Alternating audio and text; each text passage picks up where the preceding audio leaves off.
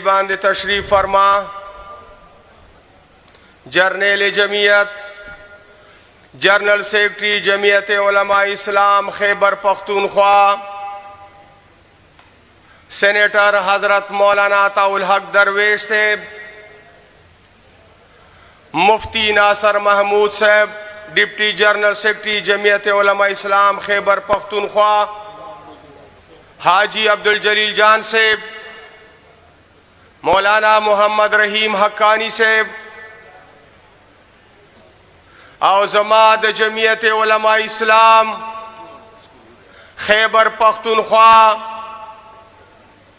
मुआज़्ज़ज़ और नज़रियाती मलगरो,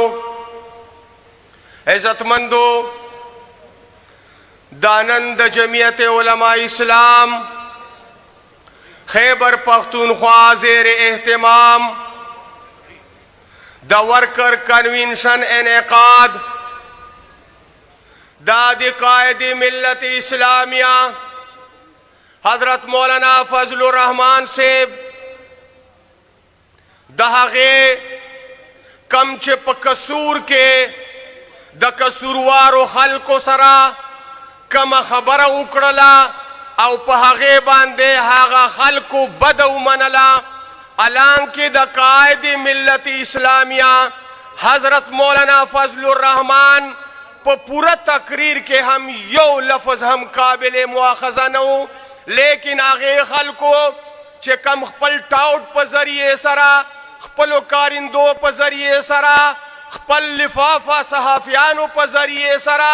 दकायद मिल्लत इस्लामिया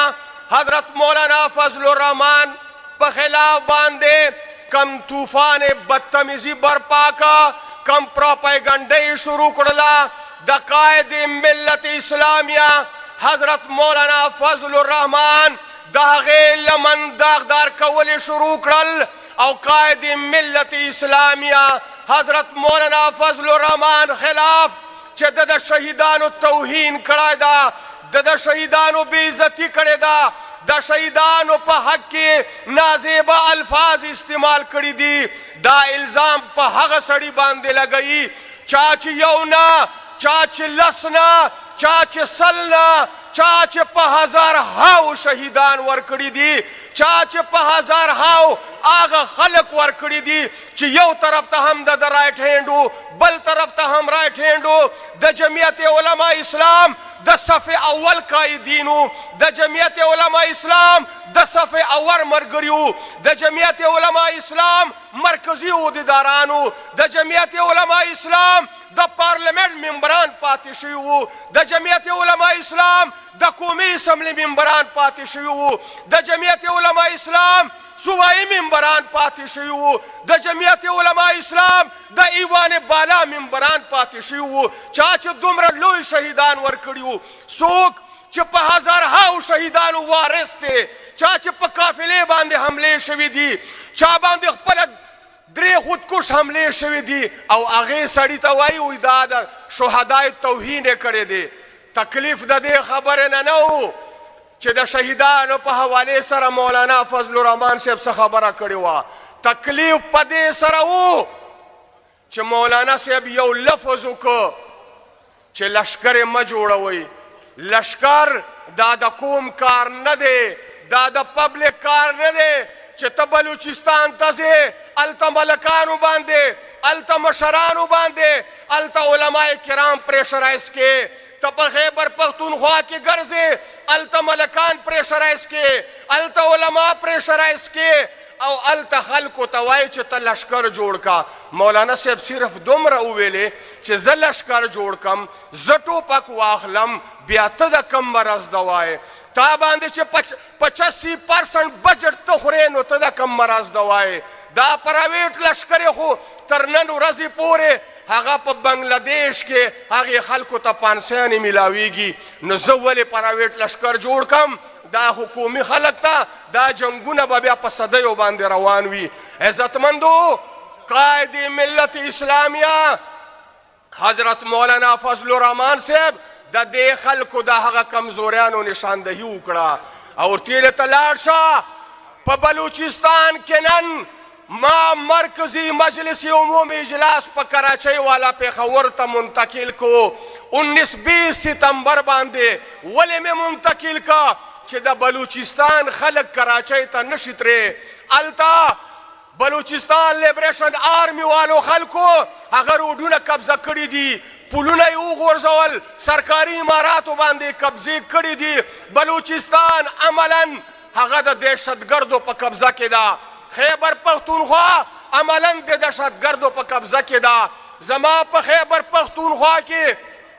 د پېښور د بډبیرې نه واخله تر ډیه خانه پورې مازدیګر نه بعد د حکومتي ریټ ختم شي، پولیس ریټ ختم شي، د آرمی ریټ ختم شي، هغه خپلو چاوړیانو ته ننوځي او هغه هر څه د دهشتګردو په حواله باندې شي. خیبر پختونخوا کې هغه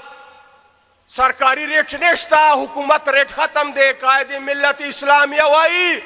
چې ته خپل ریټ قایم کا، په خپله علاقه کې ریټ قایم کا. نو عزتمندو دی چې دا کم طوفان بدتمیزي برپا کړی او په دې حواله سره عزتمندو موږ د قائد ملت اسلامیه حضرت مولانا فضل الرحمن